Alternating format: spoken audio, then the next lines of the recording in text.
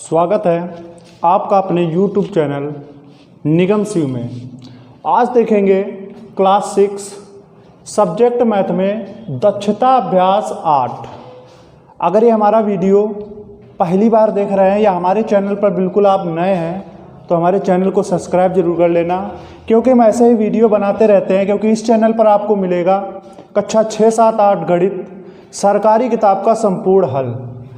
तो आज देखेंगे दक्षता अभ्यास 8 में पहला क्वेश्चन क्या है। यदि साइकिल के पहिए में 36 तीलियां हों तो दो आसन्न तीलियों के बीच का कोण ज्ञात कीजिए। तो सबसे पहले क्वेश्चन में जो दिया है वो लिखेंगे। क्या दिया है? साइकिल के पहिए में तीलियां बराबर 36। साइकिल के पहिए में तीलियां बराबर, साइकिल के पहिए में तीलियां बराबर हैं 36। ये क्वेश्चन में दिया है। तो दो आसन्न तीलियों के बीच का कोण ज्ञात करना है। हमको दूसरी कोई भी संख्या नहीं दी, कोई भी अंक नहीं दिया है। तो यहाँ पर हम क्या करेंगे, कोण निकालना है। दो आसन्न तीलियों के बीच हमारा जो साइकिल का पहिया होता है वो बिल्कुल इस प्रकार से होता है, और इसके जो केंद्रीय कोण का मान होगा वो होगा हमारा 360 डिग्री। तो यहाँ पर लिखेंगे केंद्रीय कोण बराबर, केंद्रीय कोण बराबर, केंद्रीय कोण का मतलब है जो साइकिल के पहिए का जो कोण होगा, पूरा एंगल होगा, वो होगा हमारा 360 डिग्री। अब निकाल सकते हैं हम दो आसन्न तीलियों के बीच का कोण। तो लिखेंगे दो आसन्न तीलियों के बीच का कोण बराबर, दो आसन्न तीलियों के बीच का कोण कैसे निकलेगा? प्लस माइनस मल्टीप्लाई डिवाइड क्या होगा? इसमें होगा डिवाइड। डिवाइड कितने से होगा? केंद्रीय कोण ऊपर रखा जाएगा अपान जितनी तीलियां होंगी वो नीचे रखी जाएंगी। या फार्मूला आप बना सकते हैं, केंद्रीय कोण अपान साइकिल के पहिए में तीलियां या कुल तीलियां। तो कैसे निकलेगा? दो आसन्न तीलियों के बीच का कोण 360 रखेंगे ऊपर, 360 डिग्री अपान 36। तो 36 1 जा 36 और 36 1 जा 36, ये होगा। एक जीरो बच जाता है तो यहाँ पर क्या हो जाएगा? जीरो। तो निकल के आ जाएगा बराबर 10 डिग्री। तो अतः दो आसन्न तीलियों के बीच का जोड़ कोण होगा वो निकल के आ जाएगा 10 डिग्री।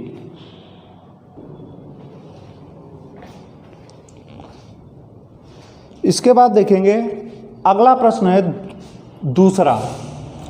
कोण 60 डिग्री, 120 डिग्री, 240 डिग्री, 300 डिग्री संपूर्ण कोण के कौन से भाग हैं? तो इसमें क्या लिखेंगे? कोण 60 डिग्री। सबसे पहले कोण 60 डिग्री का निकालेंगे तो लैंग्वेज में लिखेंगे कोण 60 डिग्री।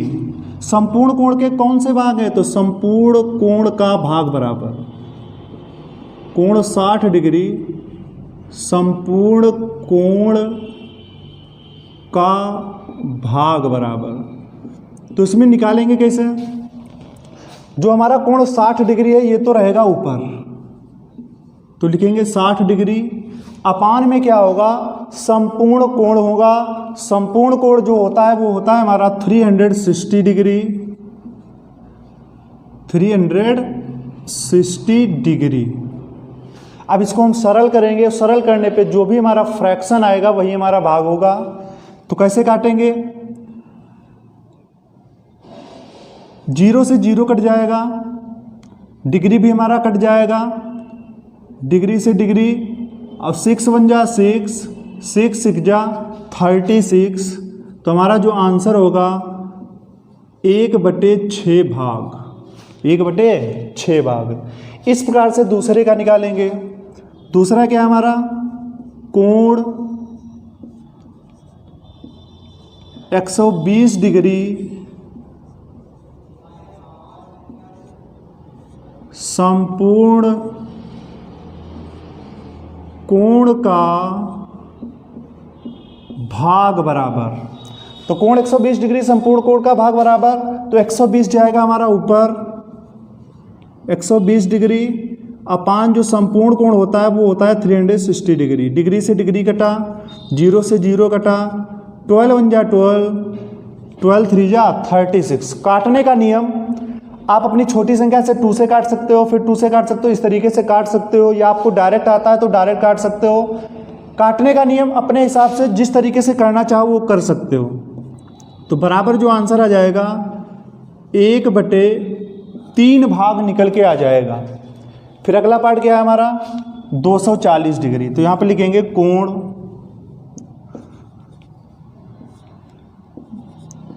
240 डिग्री संपूर्ण कोण का भाग बराबर।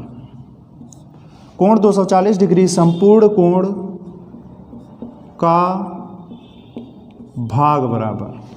जो हमारा 240 डिग्री होगा ये तो जाएगा ऊपर, अपान में क्या होगा, जो पूरा संपूर्ण कोण होता है वो होता है 360 डिग्री। डिग्री से डिग्री कटा, 0 से 0 गया। अब इसको कितने से काटेंगे, ऐसी संख्या ढूंढिए बड़ी से बड़ी, या अपना छोटा छोटा 2 से काट सकते हो, फिर 3 से काट सकते हो, या बड़ी से बड़ी संख्या ढूंढ लीजिए जिससे ये कट रहा है। ये हमारा कटेगा 6 से, 6 4 जा 24 और 6 6 जा 36, और भी कट जाता है 2 से, फिर से कट जाता है, तो 2 2 जा 4, 2 3 जा 6। तो हमारा जो आंसर आ जाएगा वो आ जाएगा 2/2/3 भाग। इस तरीके से करेंगे। काटने का नियम कैसे भी आप लगा सकते हैं। अब आया हमारा 300 डिग्री। तो यहाँ पर हम क्या लिखेंगे, कोण 300 डिग्री संपूर्ण कोण का भाग बराबर। संपूर्ण कोण का भाग बराबर। जो 300 डिग्री है तो 300 डिग्री हमारा जाएगा ऊपर, ऊपर मतलब अंश में, नीचे क्या आएगा, संपूर्ण कोण जो है हमारा है वो है 360 डिग्री। तो इसको काटेंगे, डिग्री से डिग्री कटा, 0 से 0 कटा, इसको काटेंगे 3 से, 3 1 जा 3, 3 0 जा 0, 3 से काटेंगे, 3 1 जा 3, 3 2 जा 6, फिर से 2 से कट रहा है, 2 5 जा 10, 2 6 जा 12, 5/6 अब नहीं कटेगा तो बराबर हो जाएगा 5/6 भाग। तो इस प्रकार से करेंगे आप क्वेश्चन नंबर 2। इसके बाद में देखेंगे अगला क्वेश्चन 3।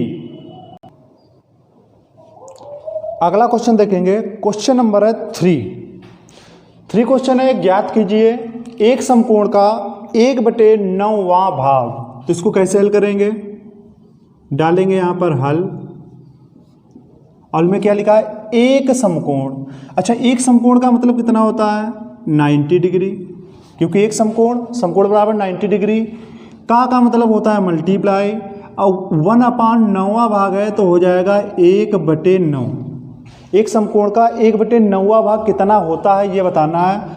तो यहाँ पर लगाएंगे इक्वल का निशान। ये इक्वल का निशान नीचे भी आप लगा सकते हैं। तो इसको सरल करेंगे तो ये कट जाएगा हमारा। क्यों कटेगा, 90 नीचे 1 मानेंगे, ये 90 ऊपर होगा 1 नीचे होगा, तो जो मल्टीप्लाई में इसे 1 होगा ना, इस प्रकार से। तो जब 1 होगा तो फ्रैक्शन में क्या होता है, ऊपर से नीचे वाली संख्या काट सकते हैं। तो इसी प्रकार से 9 से कटेगा, तो 9 1 जा 9 और 9 10 जा 90।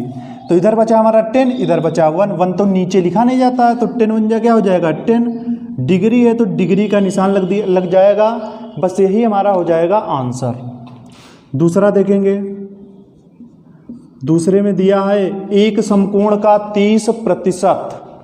तो एक समकोण का मतलब होता है 90 डिग्री, का मतलब मल्टीप्लाई, और 30% का मतलब है 30 का मतलब 30, और परसेंट का मतलब है अपान में 100। तो ये पूरे का अपान क्या हो जाएगा, 100 हो जाएगा। एक जीरो यहाँ से, एक जीरो ऊपर कटा, एक नीचे का एक ऊपर का। तो इधर हमारा बचा 9, इधर बचा 3, 1 तो नीचे लिखा नहीं जाएगा। तो 9 3 के बीच में निशान जो है वो मल्टीप्लाई का है। तो 9 3 जा कितना हो जाएगा 27। 27 क्या निकल के आ जाएगा, डिग्री। तीसरा देखेंगे हल,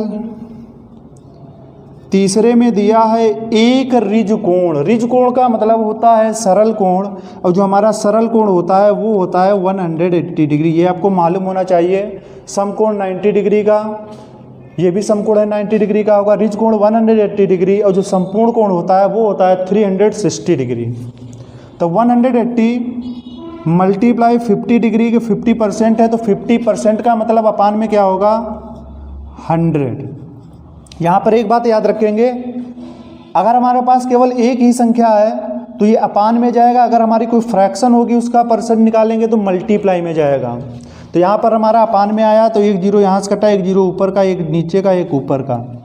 18 बचा, 5 बचा, तो 18 पचे कितना हो जाएगा, 18 पचे होता है 90। 90 क्या हो जाएगा डिग्री। ये एक रिज कोण का 50% जो होगा वो 90 डिग्री। 50% का मतलब होता है किसी चीज़ का आधा। रिज कोण का पूछा जा रहा है 180 का, 90 हो जाएगा। चौथे में है एक संपूर्ण कोण का 60%। तो एक संपूर्ण कोण जो होता है वो होता है 360 डिग्री मल्टीप्लाई 60%, तो 60 हुआ, परसेंट का मतलब है अपान में 100। तो 0 0 कट जाएगा, तो 0 0 कटा, 0 से 0 कटा। 0 0 ना काटने के अलावा आप 10 10 से काट सकते हैं, तब भी वही आना है। तो 36 और 6 की मल्टीप्लाई कितनी होगी, 6 रंग 36 के 6 हासिल लगा 3, 6 18, 18 और 3 21, तो 216 क्या हो जाएगा डिग्री आ जाएगा। तो 216 डिग्री। आपको अगर रफ वर्क नहीं आती है तो 36 लिखा, 6 लिखा, गुणा करवा ली, 6 रंग 36 के 6 हासिल लगा 3, 6 18, 18 3 कितना हो गया 21, तो 216 डिग्री निकल के आ गया। तो लिख देंगे 216 डिग्री। तो इस प्रकार से आपका हल होगा क्वेश्चन नंबर 3। इसके बाद देखेंगे अगला क्वेश्चन। अगला क्वेश्चन है 4।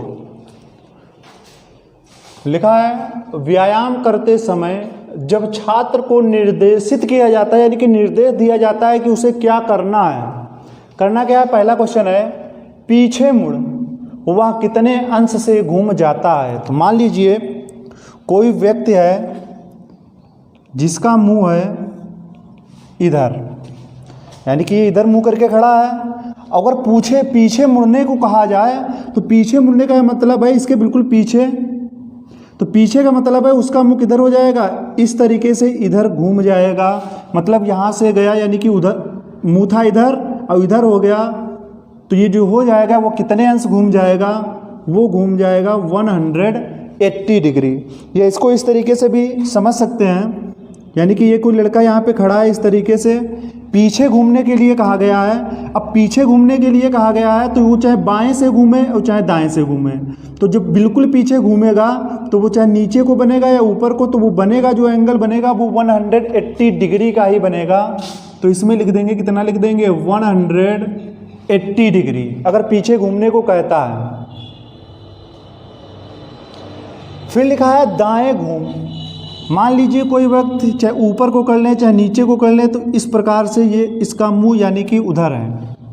दाएं घूम, अच्छा बायां इधर होता है, दायां इधर होता है। अच्छा दायां जब घूमेगा, जब इधर खड़ा है तो ये कुछ इस प्रकार से घूमेगा। जब दाएं घूम जाएगा तो इस तरीके से, अब इसका मुंह किधर हो जाएगा, इस तरीके से हो जाएगा।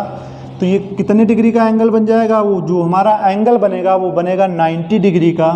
तो बराबर यहाँ पर क्या हो जाएगा 90 डिग्री। तो बस केवल इतना ही है इस क्वेश्चन में, पीछे मुड़। फिर से एक बार देखते हैं, अगर मान लीजिए कोई व्यक्ति यहाँ पे खड़ा है, इसका मुंह किधर है, ये सामने को है, उधर मुंह करके खड़ा है ऊपर को। पीछे मुड़ने को कहेगा तो पीछे मुड़ेगा तो मुंह इधर हो जाएगा, तो मुंह इधर घूम जाएगा, तो कितना घूम जाएगा, तो इस प्रकार से घूम जाएगा पीछे। लेकिन वो घूमेगा पास से ही।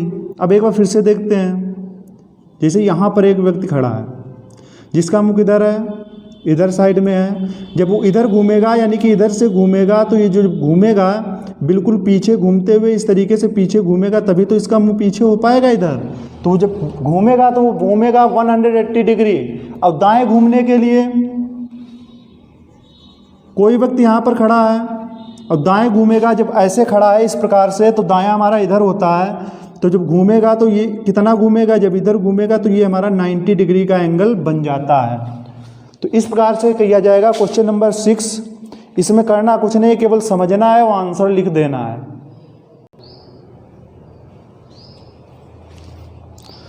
अगला क्वेश्चन देखेंगे, क्वेश्चन नंबर 5। निम्नलिखित कोणों को उनके परिमाण के आधार पर वर्गीकृत कीजिए। अच्छा, इसमें आपको ये बताना है कि न्यून कोण है, अधिक कोण है, सम कोण है, बृहत कोण है, ऋज कोण है, ये बताना है। तो सबसे पहले आपको मालूम होना चाहिए शून्य कोण। शून्य कोण क्या होता है? शून्य कोण होता कौन सा है? जो पूरे 0 डिग्री का हो उसे हम कहते हैं शून्य कोण। ये याद होना बहुत जरूरी है, तभी हम इसको कर पाएंगे। शून्य कोण कौन सा होता है? जो पूरे अगर 0 डिग्री लिखा है तो 0 डिग्री का ही होगा, वो होगा हमारा शून्य कोण। शून्य कोण के बाद आता है न्यून कोण। तो न्यून कोण क्या होता है? न्यून कोण होता है 0 डिग्री से बड़ा। वो 60 में लिख रहे हैं 0 डिग्री से बड़ा, और ये आपको याद होना चाहिए। 0 डिग्री से बड़ा और 90 डिग्री से छोटा जो कोण होगा वो होगा हमारा न्यून कोण। 0 डिग्री से बड़ा मतलब 1 डिग्री से चालू होगा, 1 2 3 4 5 6 7 8 9 डैट डैश कहाँ तक की होगा? 90 डिग्री का मतलब है 89 डिग्री तक। 81 82 83 डैट डैश करके 89 के बीच, यानी कि 0 से बड़ा हो, 90 डिग्री से छोटा हो। ना ही इसमें 0 लिया जाएगा और ना ही 90 डिग्री लिया जाएगा। इसके बीच के जो कोण होंगे वो होगा हमारा न्यून कोण। न्यून कोण के बाद आता है हमारा सम कोण। सम कोण की बहुत छोटी सी परिभाषा है, ऐसा कोण जिसकी माप पूरे 90 डिग्री हो वो सम कोण कहलाता है। तो ये हो जाएगा हमारा शॉर्टकट में, यानी कि सम कोण जो है वो 90 डिग्री का होता है। सम कोण के बाद आता है हमारा अधिक कोण। अधिक कोण। अधिक कोण की पहचान, ऐसा कोण जिसकी माप 90 डिग्री से अधिक हो और 180 डिग्री से कम हो। तो 90 डिग्री से अधिक, 90 डिग्री से अधिक और 180 डिग्री से कम, ये होती है शॉर्टकट में डिफिनीशन। तो 90 डिग्री से अधिक यानी कि 91 92 93 डैट डैश कहाँ तक की? 178 179, ठीक है। और फिर 180 आ जाता है, यानी कि 90 और 180 को नहीं लेना है, इसके बीच के जितनी भी संख्याएं हैं, अंक हैं, उनको हमको लेना है। तो ये हो जाएगा हमारा अधिक कोण। अधिक कोण के बाद आता है सरल कोण।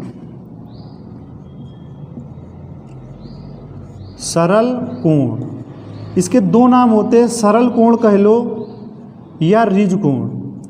ये नहीं कि एक नाम आया है सरल कोण और जब कभी भी ऋज कोण आ जाए तो आप बता ना पाओ या समझ ना सको ये होता क्या है। सरल कोण, ऋज कोण, ये पूरे जो होता है वो 180 डिग्री का अगर पूरा एंगल होता है तो वो होता है हमारा सरल कोण या ऋज कोण होता है। फिर इसके बाद में क्या होता है? बृहत कोण। बृहत कोण, बृहत कोण की जो डिफिनीशन होती है, ऐसा कोण जिसकी माप 180 डिग्री से अधिक और 360 डिग्री से कम हो। तो इसमें लिखेंगे 180 डिग्री से अधिक और 360 डिग्री से कम। बृहत कोण के बाद आता है संपूर्ण कोण। इसके भी दो नाम होते हैं, संपूर्ण कोण या इसे दूसरे शब्दों में कह सकते हैं पूर्ण कोण।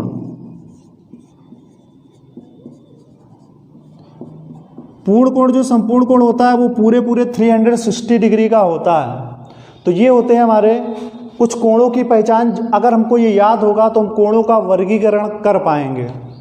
इसके साथ में थोड़ा सा और देख लेते हैं जो शून्य कोण बनता है वो कैसे बनता है। शून्य कोण कुछ हमारी सबसे पहली बात, दो भुजाओं से बनने वाली आकृत कोण होती है। तो शून्य कोण जो होगा, एक सबसे पहले एक लाइन खींचते हैं, क्योंकि एंगल जब बनाते हैं तो सबसे पहले एक लाइन सेगमेंट यानी कि रेखाखंड खींचते हैं शून्य कोण। और फिर जब इस पे चांदा रखेंगे तो हमारे इसी के आगे बिल्कुल 0 डिग्री होता है, तो उसी के सामने हम जब पॉइंट लगाएंगे तो फिर इसको मिलाएंगे तो वो एक ही लाइन बनती है। तो कहने का मतलब इसको दो एरो द्वारा प्रदर्शित किया जाता है, ये हमारा कहलाता है शून्य कोण। न्यून कोण, एक आपकी लाइन होगी, ये हमारी लाइन हुई, और जब न्यून कोण बनेगा ये 90 डिग्री से कम होना चाहिए ना, 0 डिग्री से बड़ा यानी कि इससे बड़ा 90 डिग्री से कम। तो ऐसे बीच की कोई भी लाइन हो सकती है, तो ये जो हमारा होगा वो न्यून कोण होगा। इस प्रकार से समकोण में पूरा पूरा 90 डिग्री का होता है, चांदा रखेंगे बिल्कुल ऊपर, पॉइंट लगाएंगे, फिर ऐसे बना देंगे, जो ये होता है ये हमारा 90 डिग्री का होता है। अधिक कोण, एक लाइन खींचेंगे यानी कि 90 डिग्री से बड़ा 90 डिग्री सीधे होता है, 180 डिग्री से कम 180 डिग्री बिल्कुल सीधे होता है। तो इसके बीच की कोई भी लाइन ऐसे खींच सकते हैं, तो इस तरीके से खींचेंगे तो ये हमारा हो जाएगा अधिक कोण। सरल कोण जो बनता है वो पूरा पूरा सीधे, एक पहले लाइन खींचते हैं, फिर चांदा रखते हैं, इधर भी पॉइंट लगाते हैं, तो ये पूरा जो एंगल बनेगा वो हमारा बनेगा 180 डिग्री। ये बिल्कुल फिक्स नाप है जिसमें लिखे हैं, बाकी तो कम ज़्यादा हो सकता है। बृहत कोण का जो एंगल बनता है, पहले एक लाइन खींचेंगे, बृहत कोण होता है 180 डिग्री से बड़ा, यानी कि इस वाली जो सीधी लाइन है इसके नीचे का कोई भी एंगल हो वो हमारा बृहत कोण कहलाएगा। तो यहाँ पर एक लाइन, फिर नीचे कोई भी एंगल बना देंगे, ये जो हमारा पूरा एंगल होगा ये नाप कुछ भी हो सकती है, ये हमारा बृहत कोण का एग्जाम्पल है। एक बात और बता दें, जिसपे ये चाप लगा होता है ना, तो इसी के द्वारा इसी को हम मापते हैं। जब एंगल हमसे पूछता है मापने को, तो ये जो एंगल होता है, ये जो दिखाया गया है, प्रदर्शित किया जाए, यही नापा जाता है और यही हमारा बृहत कोण है। संपूर्ण कोण, पूर्ण कोण जो होता है पूरा 360 डिग्री का होता है, वो बनता कैसे ये बता दें। तो सबसे पहले एक लाइन खींचेंगे, क्योंकि हमारा जो पूरा पहिया या चक्कर होता है वो हमारा 360 डिग्री का होता है। तो इसमें करना कुछ नहीं है, प्रकार और पेंसिल से अगर बनाना होगा तो इसमें प्रकार से बीच में पॉइंट रखेंगे, यानी कि यहाँ पर प्रकार की नोक होगी, इस तरीके से बना देंगे। तो ये जो हमारा पूरा जो सर्किल हो जाएगा वो हो जाएगा हमारा 360 डिग्री का। तो इस प्रकार से कुछ हमारे एंगल बनते हैं, क्योंकि इसमें बनाना कठिन होता है, 0 डिग्री का लोग समझ नहीं पाते हैं, और ये हमारा बृहत कोण भी थोड़ा कठिन होता है, 360 ये भी कठिन होता है, बाकी तो धीरे धीरे सीख जाते हैं। चलो अब आते हैं अपने क्वेश्चन पर। निम्नलिखित कोणों को उनके परिमाण के आधार पर वर्गीकृत कीजिए। अगर हमको ये मालूम है तो हो जाएगा। सबसे पहले लाते हैं शून्य कोण, क्रम से चलते हैं शून्य कोण। तो शून्य कोण यहाँ पर पूरे पूरे 0 डिग्री का होता है, इसके सामने लिख देंगे शून्य कोण। शून्य कोण, शून्य कोण के बाद नंबर 2 पे आता है हमारा न्यून कोण। न्यून कोण जो होता है 0 डिग्री से बड़ा और 90 से छोटा। तो एक तो ये हमारा न्यून कोण हो जाता है कि नहीं होता है। 0 डिग्री से बड़ा, 90 डिग्री से छोटा और कोई नहीं है, तो यहाँ पर क्या लिख देंगे, न्यून कोण। जितने भी होते हैं बस ऐसे देख लेते हैं, जो 0 डिग्री से बड़े 90 डिग्री से छोटे होते हैं न्यून कोण लिख देते हैं। अच्छा, इसके बाद आता है हमारा समकोण। समकोण जो होता है पूरे पूरे 90 डिग्री का होता है, तो ये हमारा जो होगा, ये कोण जो होगा वो होगा हमारा समकोण। आगे समकोण के बाद आता है अधिक कोण। अधिक कोण जो होता है 90 डिग्री से अधिक, 180 डिग्री से कम। तो 90 डिग्री से अधिक, ये 90 डिग्री से अधिक है और 180 डिग्री से कम है, तो ये हमारा हो जाता है अधिक कोण। कौन सा कोण होगा, अधिक कोण। और देख लेते हैं, ये तो है नहीं, तो ये इसके सामने लिख देंगे अधिक कोण। अगला अधिक कोण के बाद आता है, ये क्रम से हमने लिखे हैं और उसमें जो क्वेश्चन आए हैं वो भी क्रम से हैं। और कोई क्वेश्चन जैसे मान लो दूसरे कोई आते आए हैं तो उसमें जो है आगे पीछे हो जाया करते हैं क्वेश्चन, लेकिन इसमें क्रम से दिए हैं। सरल कोण, रिज कोण 180 डिग्री का होता है, तो 180 डिग्री के आगे चाहे आप दोनों नाम लिख सकते हैं या कोई एक नाम लिख सकते हैं। तो लिख देते हैं हम सरल कोण, क्योंकि सरल कोण की पहचान होती है जो पूरे पूरे 180 डिग्री का होता है, उसे कहते हैं हम सरल कोण या रिज कोण। इसके बाद नंबर आता है बृहत कोण, 180 डिग्री से अधिक और 360 डिग्री से कम। तो ये देखते हैं, तो 180 डिग्री से अधिक है, 360 डिग्री से कम है, तो ये हो जाएगा हमारा बृहत कोण। लास्ट में एक और बचा है, तो क्या बचा है, 360 डिग्री। ये पूरा पूरा होता है, चाहे पूर्ण कोण लिख दो या संपूर्ण कोण लिख दो या फिर अपान करके दोनों लिख सकते हो। पूर्ण कोण डैश, फिर लगे क्या लिख देंगे, संपूर्ण कोण। तो इस प्रकार से करेंगे हम। Question number 5। अगला क्वेश्चन देखेंगे, क्वेश्चन नंबर 6। निम्नांकित का उत्तर लिखिए। सबसे पहले कहता है न्यून कोण का कोटि पूरक कोण होता है। कैसा कोण होता है वो प्रकार बताना है। न्यून कोण होगा, अधिक कोण होगा, समकोण होगा, बृहत कोण होगा, ये बताना है। तो न्यून कोण का कोटिपूरक कोण सबसे पहले आपको बताते हैं न्यून कोण। न्यून कोण जो होगा वो 0 से बड़ा होगा, 0 से बड़ा, क्योंकि वो जो हमने इसके पहले क्वेश्चन में बताया था सब उसी पर आधारित एक्सरसाइज है। न्यून कोण 0 से बड़ा और 90 डिग्री से छोटा जो होता है वो हमारा होता है न्यून कोण। और न्यून कोण का अगर कोटिपूरक कोण निकाला जाए, अच्छा कोटिपूरक क्या होता है? कोटिपूरक जो होता है यानी कि ऐसे दो कोण जिनका योग, यानी कि दो कोणों का योग, दो कोणों का योग अगर आपका 90 डिग्री हो रहा है तो वो हमारे न्यून यानी कि कोटिपूरक कोण कहलाएंगे। तो न्यून कोण का कोटिपूरक कोण कैसा होता है? न्यून कोण मान लीजिए हमने 0 से बड़ा 90 डिग्री से छोटा कोई भी एंगल ले लिया, 0 से बड़ा यानी कि हमने ले लिया 1 डिग्री। अच्छा 1 डिग्री का जो कोटिपूरक कोण होगा वो कैसे निकलेगा? यानी कि 1 में हम कितना जोड़ें कि ऐसे दो कोण जिनका योग कितना हो जाएगा 90 डिग्री हो जाए, यानी कि 1 का जो कोटिपूरक कोण होगा वो कितना होगा 89 डिग्री होगा। 89 में 1 जोड़ेंगे तो 90 हो जाएगा। लेकिन 89 है कैसा कोण? ये जो हमारा कोण है वो न्यून कोण है, यही तो प्रकार पूछता है, तो न्यून कोण होता है। ऐसे हम और भी एग्जाम्पल जब वो सही सटीक सब पे बैठता है तो वही वाला एंगल यानी कि वही फिल इन द ब्लैंक्स में भरेंगे। जो हमारा ये एक एंगल न्यून कोण आ रहा है ना, तो न्यून कोण का जो कोटिपूरक कोण होगा वो न्यून कोण ही होगा। अगर इससे हम बढ़ाएंगे यानी कि हम अगर 2 डिग्री ले लें तो 2 डिग्री में क्या जुड़ेगा? यहाँ पर 88 जुड़ेगा, तभी तो 90 डिग्री होगा। तो जब 90 डिग्री होगा, लेकिन जब 2 डिग्री का जब हमने कोटिपूरक कोण निकाला जो 88 आया, तो 88 आया वो कैसा कोण है? हमारा न्यून कोण ही होगा। तो यानी कि न्यून कोण का कोटिपूरक कोण न्यून कोण होता है। न्यून कोण वो कैसे होता है ये आपने सीखा। कैसे सीखा? जो न्यून कोण होता है 0 से बड़ा 90 डिग्री से छोटा, कोटिपूरक होता है दो कोणों का योग 90 डिग्री। तो मान लिया हमने पहले 1 लिया, तो 1 में क्या जोड़े कि दोनों कोणों का योग 90 हो जाए, तो 90 में से 1 घटाएंगे तो 89 हमको मिल जाएगा। तो 1 का कोटिपूरक होगा 89। जब 89 आया तो हमारा कैसा कोण हुआ? न्यून कोण का। ये भी न्यून कोण, ये भी न्यून कोण। तो दोनों कोण जब न्यून कोण होंगे तो न्यून कोण का जो कोटिपूरक कोण होगा वो न्यून कोण ही होगा। इसी तरह से क्वेश्चन को आगे देखेंगे। आगे क्वेश्चन नंबर यानी कि सेकेंड पार्ट क्या है? सेकेंड पार्ट जो है हमारा वो न्यून कोण का संपूरक कोण। अच्छा न्यून कोण तो अभी लिखा था।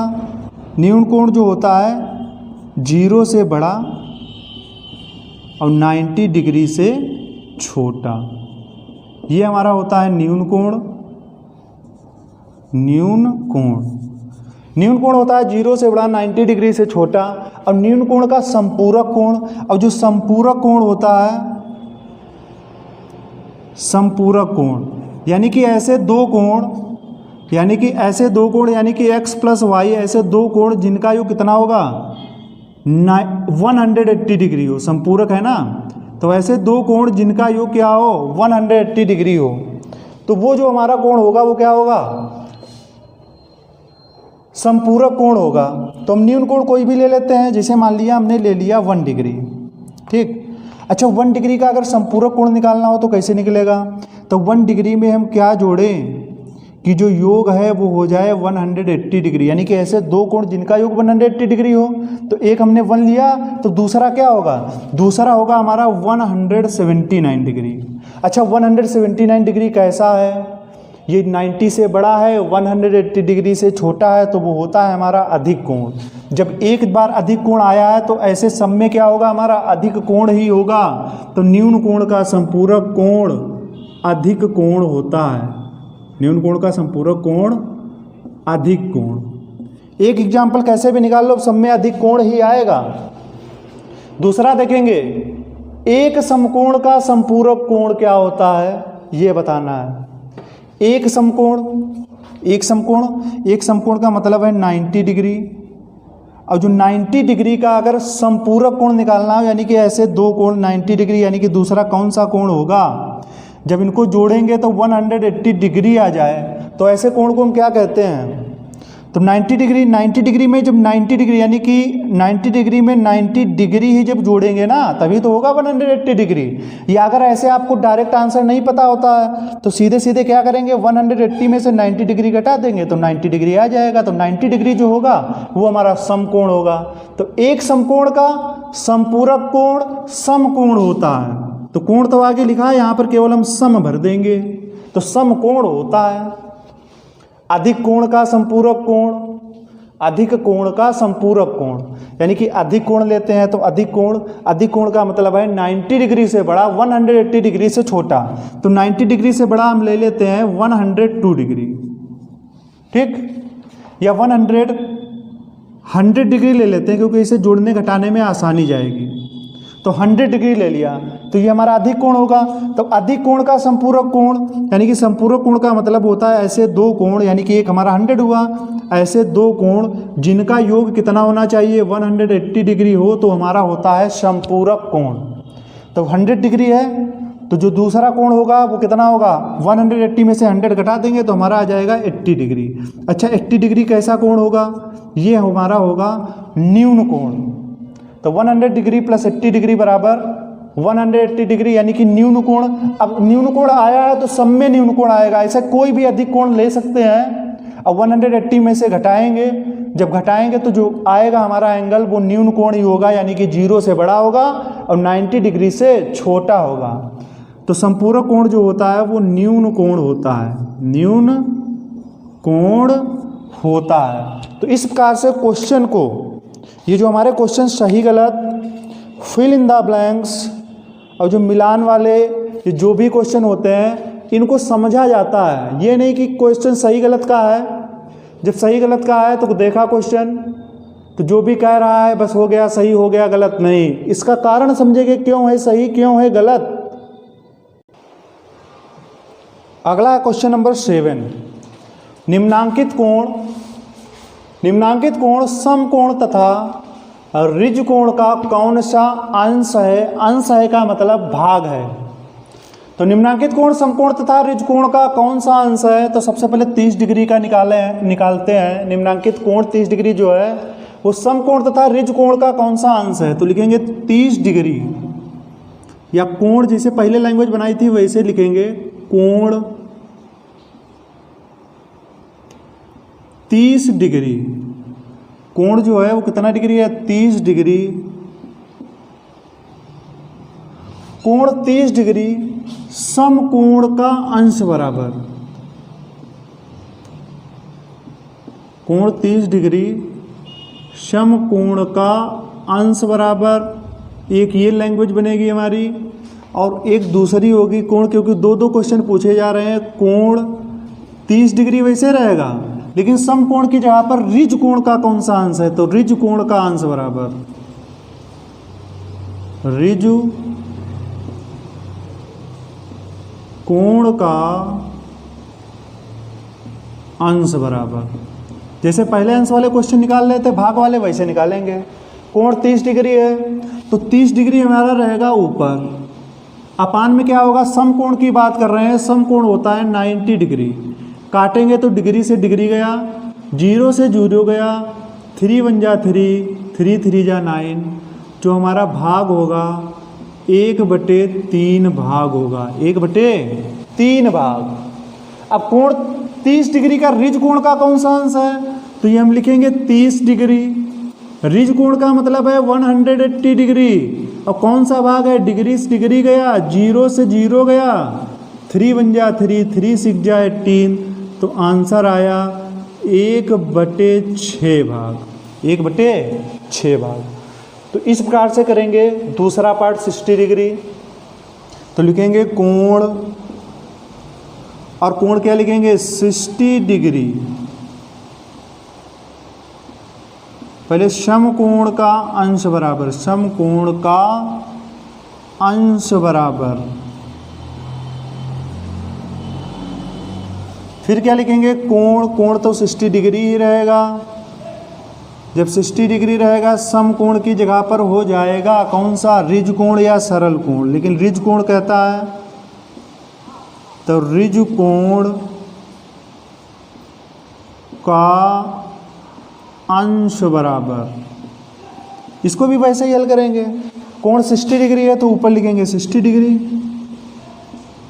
अपान में क्या हो जाएगा, समकोण की बात कर रहा है तो 90 डिग्री, डिग्री से डिग्री गया, जीरो से जीरो गया, 3 2 जा 6 और 3 3 जा 9, तो आंसर आया 2/3 भाग, 2/3 भाग। वैसे कोण 60 डिग्री रिज कोण का कौन सा अंग है, तो यहाँ पर लिखेंगे 60 डिग्री, रिज कोण होता है हमारा 180 डिग्री, तो डिग्री से डिग्री, जीरो से जीरो, 6 1 जा 3, 6 1 जा 6, 6 3 जा 18, तो आंसर आ जाएगा 1/3 भाग। तो इस प्रकार से क्वेश्चन नंबर यानी कि 7 का वो पहला और दूसरा पार्ट होता है। इसके बाद में देखेंगे तीसरा और चौथा पार्ट। तीसरा पार्ट हमारा क्या दिया है, तीसरा जो पार्ट है वो है 120 डिग्री 150 डिग्री, 120 डिग्री, इसमें हल लिखेंगे, और दिया है हमको 150 डिग्री, तो इसमें हल करेंगे बिल्कुल सेम लैंग्वेज उसी प्रकार से। हल में क्या लिखेंगे, कोण, और कोण के आगे क्या 120 डिग्री समकोण का अंश बराबर, समकोण का अंश बराबर। दूसरा क्या लिखेंगे, कोण, कोण वही रहेगा 120 डिग्री, समकोण की जगह पर हो जाएगा ऋजु कोण, ऋजु कोण का अंश बराबर, ऋजु कोण का अंश बराबर कितना हो जाएगा, तो कोण 120 डिग्री का पूछता है तो 120 डिग्री अपान समकोण जो है वो होता है 90 डिग्री का, तो डिग्री से डिग्री कटा, जीरो से जीरो कटा, 3 3 जा 9, 3 4 जा 12, 4/3 कटेगा नहीं तो हो जाएगा 4/3 भाग या 4/3 भाग। फिर से 120 का ही निकालना है, तो 120 डिग्री अपान रिज कोण जो होता है वो होता है 180 डिग्री, तो लिखेंगे 180 डिग्री, डिग्री से डिग्री कटा, जीरो से जीरो कटा, ये कटेगा हमारा 2 से, 2 से नहीं 6 से काट देते हैं, 6 2 जा 12 और 6 3 जा 18। अगर मान लो 2 से काटते तो फिर से 3 से काटना पड़ता, चाहे 2 से फिर 3 से काटो, नहीं तो 6 से डायरेक्ट काटिए। तो आंसर जो आ जाएगा 2/3 भाग, 2/3 भाग। 150 का निकालेंगे कोण, और कोण कितना 150 डिग्री समकोण का भाग बराबर, समकोण का भाग बराबर। तो जो हमारा 150 डिग्री होगा तो लिखेंगे 150 डिग्री अपान में समकोण जो है वो होगा 90 डिग्री, डिग्री से डिग्री कटा, जीरो से जीरो कटा, 3 से काटेंगे, 3 3 जा 9, 3 5 जा 15, तो आंसर क्या आया 5/3 भाग, 5/3 भाग। अगला निकालेंगे कोण, और कोण कितना होगा 150 डिग्री ही होगा। अब की बार हो जाएगा ऋजु कोण का, ऋजु कोण का भाग बराबर। कोण 150 डिग्री है तो ये लिखा हमने 150 डिग्री अपान ऋज कोण जो होता है वो होता है 180 डिग्री बराबर, जीरो डिग्री से डिग्री कटा, जीरो से जीरो कटा, 3 5 जा 15 और 3 6 जा 18, जो आंसर आएगा 5/6 भाग निकल के आ जाएगा। इस प्रकार से आपका प्रश्न नंबर 7 समाप्त होता है। अगला क्वेश्चन नंबर देखेंगे 8 जो क्वेश्चन है इसका दूसरा पार्ट ये है। तो पहला पार्ट दिख रहा होगा, एंगल ए दिया है और 2a दिया है। हमने फिगर में एक जब वर्गीकरण वाला था क्वेश्चन, तुमने सबसे पहले बता दिया था कौन किस तरीके से एंगल बनता है। तो ए का मान निकालना है। तो ये अगर पूरी लाइन देखी जाए तो पूरी लाइन जो एंगल जो बनेगा वो बनेगा 180 डिग्री, यानी कि एंगल ए प्लस एंगल 2ए बराबर होगा किसके, 180 डिग्री के। तो ये हमारी समीकरण बनेगी। तो इसको हल इसी प्रकार से करेंगे। लिखा हाउला हल में क्या लिखा, एंगल ए और एंगल ए प्लस क्या लिखा, एंगल 2ए, और क्या लिखेंगे 180 डिग्री। अच्छा 180 डिग्री तो होगा ही, इन दोनों कोणों का योग कितना होगा, ये 180 डिग्री लाइन पर बने हैं तो इन दोनों कोणों का योग होगा 180 डिग्री। क्यों, क्योंकि ये रैखिक युग्म है। आगे ये भी लिख देंगे, रैखिक युग्म। तो यानी कि रैखिक युग्म पर बने कोणों का जो मान होता है वो होता है 180 डिग्री। तो एंगल ए एंगल 2ए, तो एंगल ए एंगल 2ए जब जुड़ेगा तो हो जाएगा एंगल 3ए। एंगल 3ए कितना होगा 180 डिग्री। तो एंगल ए निकल कितना आ जाएगा, ये कुछ नहीं होता, ये मल्टीप्लाई में है तो ये 180 डिग्री ये जाएगा अपान में क्या आ जाएगा 3 जाएगा, तो ये डिवाइड में हो जाएगा। तो 3 बन जा 3, 3 6 जाए 3 और 0 हो जाएगा। तो एंगल ए का जो मान निकल के आ जाएगा वो आ जाएगा 60 डिग्री। अब यही हमारा क्या होगा, आंसर होगा। एंगल ए हमसे पूछा जा रहा है तो एंगल ए बराबर 60 डिग्री। दूसरे क्वेश्चन में दिया गया है एंगल ए ये दिया है, एंगल 30 डिग्री ये दिया है। तो ये जो हमारी जो लाइन सीधी सीधी गई है, ये जो सीधी लाइन किसी भी लाइन पर ये सीधी लाइन होती है तो 90 डिग्री का एंगल बनाती है। तो यहाँ पर लिखेंगे एंगल ए। जब इसको हम हल करेंगे, कैसे हल करेंगे, तो यहाँ पर लिखेंगे एंगल ए और एंगल ए प्लस क्या लिखेंगे, एंगल 30, क्योंकि नाम तो दिया नहीं ABCD। तो एंगल ए प्लस एंगल 30 बराबर हो जाएगा 90 डिग्री। अच्छा 90 डिग्री क्यों होगा, क्योंकि ये हमारे कोटिपूरक कोण है। ये दो कैसे कोण है, कोटिपूरक कोण। और कोटिपूरक कोण का मतलब होता है ऐसे दो कोण जिनका योग कितना होना चाहिए, ऐसे दो कोण जिनका योग 90 डिग्री हो, कोटिपूरक कोण कहलाते हैं। यानी कि एंगल ए और ये वाला एंगल जो होगा वो 90 डिग्री होगा। तो कैसे निकालेंगे, तो एंगल ए बराबर 90 डिग्री तो पहले से है। अच्छा ये प्लस का 30 दिया है, जब उधर जाएगा तो माइनस का 30 हो जाएगा। तो एंगल ए निकल के आ जाएगा बराबर 60 डिग्री। तो इस प्रकार से एंगल ए के मान निकालेंगे। तो आगे भी इसके दो पार्ट और बचे हैं, उनको भी देखेंगे। अगला क्वेश्चन देखेंगे, अगला पार्ट है 3। तो इसमें हल करेंगे। हल में क्या है, फिगर तो दिख रहा है बोर्ड पर। इसमें हमसे पूछा जा रहा है एंगल ए।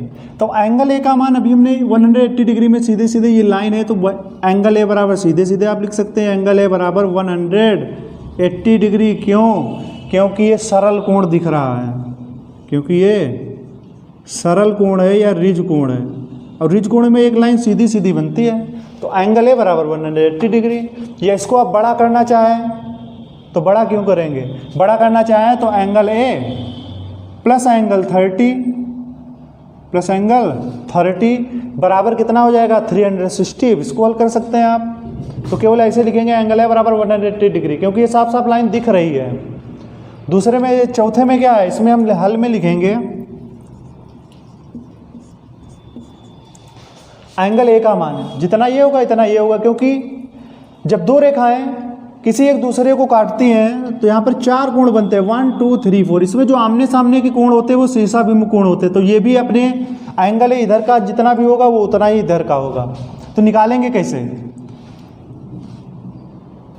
150 डिग्री और plus angle A 150 degree plus angle A, चाहे ये वाला ले लो चाहे ये वाला ले लो, दोनों समान हो गए। तो 150 डिग्री प्लस एंगल ए और बराबर क्या हो जाएगा बताइए, 180 डिग्री। ये होगा क्यों, क्योंकि ये रैखिक युग्म बन जाता है। जैसे मान लो ये वाली लाइन देख लीजिए, तो पूरा जो एंगल बनेगा 180 डिग्री का बनेगा। तो ये क्यों होगा, क्योंकि ये रैखिक युग्म है। रैखिक युग्म का मतलब है किसी रेखा पर, यानी कि सरल रेखा पर दो कोण जब बनते हैं ना, सरल रेखा पर, सीधी रेखा पर दो एंगल पास में जुड़े हुए बनते हैं तो रैखिक युग्म होते हैं। 2 पाई लगाएंगे। तो तो क्या हो जाएगा, एंगल ए बराबर, तो 180 डिग्री उधर पहले से था, ये प्लस का 150 है तो माइनस का हो जाएगा 150 डिग्री। तो एंगल ए निकल के आ जाएगा 80 में से 50 यानी कि 0 0 गया 0, 8 में से 5 गया कितना आएगा 3, और 1 में से 1 गया 0, लिखेंगे नहीं, तो एंगल ए बराबर आ जाएगा हमारा 30 डिग्री। तो इस प्रकार से आपका क्वेश्चन नंबर 8 समाप्त होता है। अगला क्वेश्चन देखेंगे, क्वेश्चन नंबर है 9 क्या है, एक संपूर्ण कोण को 60 डिग्री के कितने अपवर्त्यों में विभक्त कर सकते हैं, इसका सत्यापन पटरी प्रकार से कीजिए। पटरी और प्रकार से, तो यहाँ पर हम क्या करते हैं, सबसे पहले प्रकार लेते हैं, ये हमारा रहा प्रकार, और फिर क्या लेंगे, हम लेंगे और फिर लेंगे पटरी। तो ये प्रकार पटरी, और साथ में हमको ज़रूरत पड़ेगी काहे की, एक पेंसिल की। तो पेंसिल हम नहीं लेंगे क्योंकि हम लेंगे पेन, जिससे आपको साफ साफ दिखाई दे क्वेश्चन में। तो सबसे पहले क्या करेंगे, सबसे पहले प्रकार में लगाएंगे पेंसिल। तो पेंसिल जब लगाएंगे, आपके दो प्रकार के प्रकार होते हैं, एक तो इसमें से थोड़ा सा जो तिरछा होता है, और एक बिल्कुल लोहे का जो होता है बिल्कुल सीधा। तो सीधे में उसके नोक के बराबर पेंसिल रखी जाती है, लेकिन ये थोड़ा सा तिरछा है, तो इसको हम कैसे करेंगे, जितनी भी आपकी नोक पेंसिल या पेन की जो भी होगी पेंसिल की, तो उससे थोड़ा एक्स्ट्रा लेंगे। एक्स्ट्रा इसलिए लेते हैं क्योंकि जब इसको हम फैलाएंगे ना, तो फैलाने पर इसकी नोक की जो दूरी होती है नोक पेन की या पेंसिल की, वो इक्वल हो जाती है। अगर बिल्कुल बराबर रखेंगे तो वो छोटा हो जाएगा। तो इसीलिए नोक कितनी रखेंगे, ज़्यादा, थोड़ी सी ज़्यादा रखेंगे। अब बनाते हैं फिगर हमसे कह रहा था क्वेश्चन में कि एक संपूर्ण कोण को 60 डिग्री के कितने अपवर्त्यों में विभक्त कर सकते हैं। तो सबसे पहले हमको बनाना होगा संपूर्ण कोण। संपूर्ण कोण कैसे बनेगा अभी हम बता रहे हैं। तो सबसे पहले हम खींचेंगे लाइन सेगमेंट यानी कि रेखाखंड। तो ये हमारा हुआ रेखाखंड। रेखाखंड के बाद में जब संपूर्ण कोण बनता है, कैसे बनता है, 360 डिग्री का बनता है। तो इसको थोड़ा सा हम फैलाएंगे, प्रकार को थोड़ा सा फैला लेंगे। फैलाने के बाद प्रकार की नोक अब रखेंगे यहाँ पर। जब प्रकार की नोक रखेंगे तो पूरा सर्किल बना देंगे हम। ये हमारा बन गया पूरा सर्किल, क्योंकि ये जो हमारा सर्किल बनेगा ना, तो अगर ये जो पूरी नाप होगी ये हमारी 360 का बनेगा, जाके 360 डिग्री का। तो अगर हम लिखना चाहें तो इस पर लिख सकते हैं 360 डिग्री। ये हमारा 360 डिग्री का एंगल है। अब इसके बाद 60 डिग्री को कितने अपवर्तों में विभक्त कर सकते हैं, एक बात याद रखेंगे, जितने का सर्किल बनाएंगे ना, बस वही दूरी हमारी रहनी चाहिए। जितने का सर्किल बना है बस वही दूरी ले लेंगे। सर्किल के बाद में ये कम ज़्यादा नहीं होनी चाहिए। अब इसको विभक्त करना चालू करेंगे। जो पहला चाप लगेगा, ये जो कटान बिंदु है हमारा सर्किल का और रेखाखंड का, जो कटान बिंदु है यहाँ पर रखेंगे प्रकार की नोक। एक चाप लगाया, ये एक भाग हो गया। ये 60 डिग्री का भी भाग है, और कितने अपवर्तों में विभक्त कर सकते हैं, यानी कि एक भाग ये हुआ। फिर प्रकार की नोक कटान बिंदु यानी कि सर्किल, वो जो चाप लगाए वहाँ पे रखेंगे। उसमें अगर कम ज़्यादा डिफरेंस किया तो फिर कटान में सही नहीं होगा क्वेश्चन। फिर ऐसे चाप लगाया दूसरा, फिर ऐसे ही करते रहेंगे कहाँ तक की 360 तक की। ये हमारा लगा तीसरा। फिर इसके बाद में फिर प्रकार की नोक कहाँ पर रखेंगे, थोड़ा सा आप चाहें तो कॉपी या जो भी है आपके पास वो घुमाते रहेंगे। अभी प्रकार की नोक यहाँ पर रखेंगे जहाँ पर हमारा जो चाप लगा था, फिर आगे इसको ऐसे काटेंगे। फिर थोड़ा सा कॉपी को घुमाएंगे। कॉपी को घुमाने के बाद फिर जो हमारा जो चाप लगा था उसको फिर ऐसे आगे इसी प्रकार से लगाएंगे। लास्ट चाप और बचा है, तो इसको जब हम प्रकार रखेंगे यानी कि चाप पर, और जब लगाएंगे तो जो हमारा कटान बिंदु जहाँ से लिया था बस उसी से अगर जाएगा तो समझ लेना कि आपने जो फिगर बनाया है वो बिल्कुल सही बनाया है। देख लीजिए, बिल्कुल वहीं पे तो कट रहा है। अगर आपने दूरी कम ज़्यादा की होगी, कभी कभी हिल जाता है ना, तो दूरी कम ज़्यादा होने से कटान बिंदु यानी कि जो लास्ट वाला चाप लगेगा वो इसके बिल्कुल अलग लगेगा जाके तो समझ जाना कि हमारा फिगर गलत है। अगर बिल्कुल बिल्कुल सटीक बन रहा है तो इस प्रकार से बिल्कुल वहीं पे कटेगा। तो इस प्रकार से आपका फिगर समाप्त होता है। तो कहता है एक संपूर्ण कोण को 60 डिग्री के कितने अपवर्तों में विभक्त कर सकते हैं। तो 60 डिग्री के ये भाग हैं, तो इसको हम क्या करेंगे, क्रमशः पटरी से मिला देंगे। तो ये हमारा एक भाग हुआ, यानी कि 1 पहला भाग। कॉपी को घुमाते रहेंगे।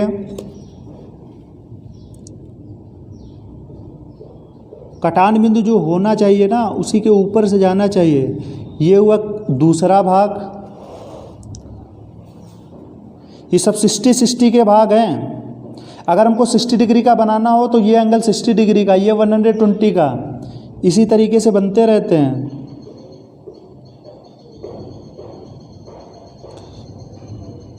ये हुआ हमारा तीसरा भाग।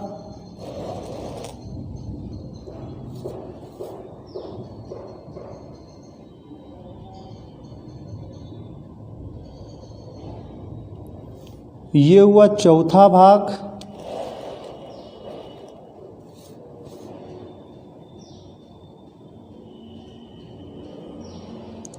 ये हुआ पांचवा भाग। और ये आपका हुआ जो बचा है छठवां भाग। तो एक संपूर्ण कोण को 60 डिग्री के कितने अपवर्तों में विभक्त कर सकते हैं। तो 60 कितने अपवर्तों में विभक्त कर सकते हैं, तो क्या लिखेंगे, बराबर जो इसका जो हल होगा वो होगा 6, यानी कि 6 भागों में विभक्त कर सकते हैं। कितने भागों में, 6। इसका सतह पर पटरी और प्रकार से कीजिए, तो ये पटरी प्रकार का आपका यूज हो गया है। तो इस प्रकार से हम इस क्वेश्चन को करेंगे। आप चाहें तो ये जो लाइनें हमने खींची हैं, बिना लाइन के भी हम जान सकते हैं कितने भाग होंगे, यानी कि जितने चाप लगे थे गिन लो। यहाँ से लगा 1 2 3 4 5 6, तो 6 भाग हो गए। ये लाइन खींचने की ज़रूरत नहीं पड़ेगी तब। तो यही इस प्रश्न का हल है। तो अगला प्रश्न है प्रश्न नंबर 10। क्वेश्चन है पटरी और प्रकार की सहायता से 300 डिग्री का कोण खींचिए। तो कैसे खींचेंगे, सबसे पहले लेंगे पेंसिल और क्या लेंगे, पटरी। एक लाइन सेगमेंट खींचेंगे, यानी कि एक रेखाखंड। कोई भी माप का रेखाखंड खींच सकते हैं। इसके बाद में 300 डिग्री का एंगल बनाना है, यानी कि 180 डिग्री से ऊपर है। तो प्रकार में लगाएंगे पेंसिल। अगर थोड़ा सा ये प्लास्टिक वाला है, ये थोड़ा सा तिरछा होता है, तो प्रकार की नोक थोड़ी सी ज़्यादा रखेंगे, इसको फैला लेंगे। करना है आपका वही कार्य जो इसके पहले क्वेश्चन में किया था, लगभग वही सेम कार्य है। प्रकार की नोक हम रखेंगे एक लाइन सेगमेंट पर। ये कार्य आप बाएं वाले पर रख सकते हैं या दाएं वाले पर रख सकते हैं, कोई भी किसी पर भी कर सकते हैं एंड पॉइंट पर। तो सबसे पहले एक बनाएंगे सर्किल, यानी कि रेखा के बाईं तरफ प्रकार की नोक रखकर एक बनाएंगे सर्किल। ये जो दूरी है ये अब कम ज़्यादा ना हो बिल्कुल, क्योंकि सर्किल बनाने के बाद कम ज़्यादा नहीं होनी चाहिए। अब क्या करेंगे इसका, अब इसको हम चाप लगाएं, क्योंकि एक जो चाप लगता है वो 60 का लगता है। तो चाप लगाए, कितने का हुआ, 60 का। 62 जा कितना हो जाएगा, 120। और 120 जब हो जाएगा तो थोड़ा सा घुमाएंगे, कॉपी को घुमा सकते हैं आप बनाते समय। तो 120 का 60 और हो जाएगा, तो ये हो जाएगा 180 का। 60 और बनाएंगे तो हो जाएगा हमारा 240 का। और एक चाप जब और लगाएंगे तो ये हमारा बन जाएगा 300 डिग्री का एंगल। और इसको हम मिला देंगे इसको, क्योंकि ये 6 1 जा 6, 6 2 जा 12, 6 3 जा 18, 6 4 जा 24, 6 5 जा हो जाता है 30। 30 का मतलब 0 बढ़ा देंगे तो 300 हो जाएगा। तो इसको ऐसे मिला देंगे, तो ये जो एंगल हमारा बन जाता है वो बन जाता है 300 डिग्री का एंगल। तो यहाँ पर हम क्या करेंगे, ये जो चाप लगेगा ये हमारा है 300 डिग्री का एंगल, 300 डिग्री, यानी कि ये लाइन और ये लाइन जब मिलेगी तो 300 डिग्री का एंगल बनेगा। तो इस प्रकार से आपका क्वेश्चन नंबर 10 समाप्त होता है। अगर ये हमारा वीडियो अच्छा लगा हो तो हमारे चैनल जिसका नाम है निगम शिव को सब्सक्राइब कर लेना, क्योंकि हम ऐसे ही वीडियो बनाते रहते हैं।